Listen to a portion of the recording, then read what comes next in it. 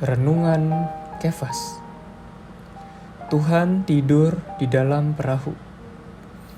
Ayat Alkitab, Markus pasal 4 ayat 38.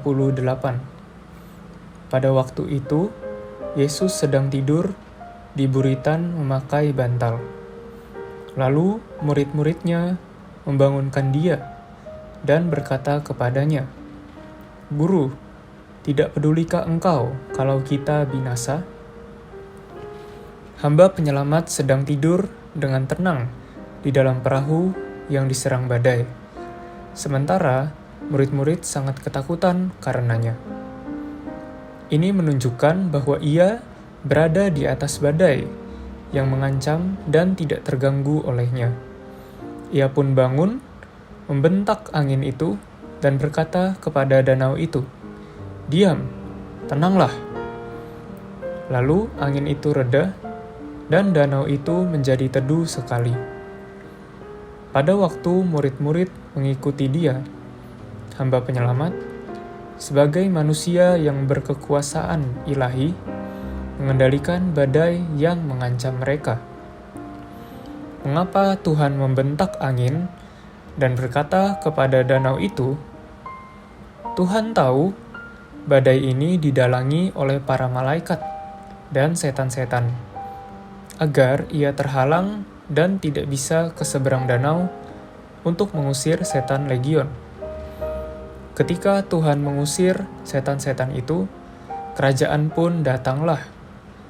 Suatu bentakan tidak ditujukan kepada barang yang mati, melainkan ditujukan kepada barang yang hidup atau berpribadi.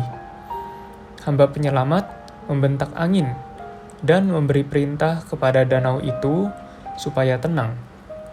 Karena di udara, angin, ada malaikat-malaikat yang jatuh milik iblis, dan di dalam laut ada setan-setan. Para malaikat yang telah jatuh di udara dan setan-setan di dalam air bekerja sama untuk menghambat hamba penyelamat agar tidak bisa ke seberang danau itu, karena mereka tahu bahwa ia akan mengusir setan-setan di sana. Sobat Kefas, seringkali iblis dan antek-anteknya berupaya menghalangi pekerjaan Tuhan di dalam perjalanan hidup kita. Tentu hal ini membuat kita takut, cemas, dan khawatir. Tetapi ingatlah bahwa ada Tuhan di dalam perahu kita. Cari dan datanglah padanya. Ia dengan kuasa ilahinya akan meredakan topan dan badai seketika. Terang hari ini. 1. Mengapa Tuhan membentak angin dan berkata kepada danau itu? 2. Apakah yang dilakukan murid-murid ketika mengalami kekhawatiran? Poin doa, berdoa agar hamba penyelamat, sebagai manusia yang berkekuasaan ilahi, mengendalikan badai di dalam kehidupan kita.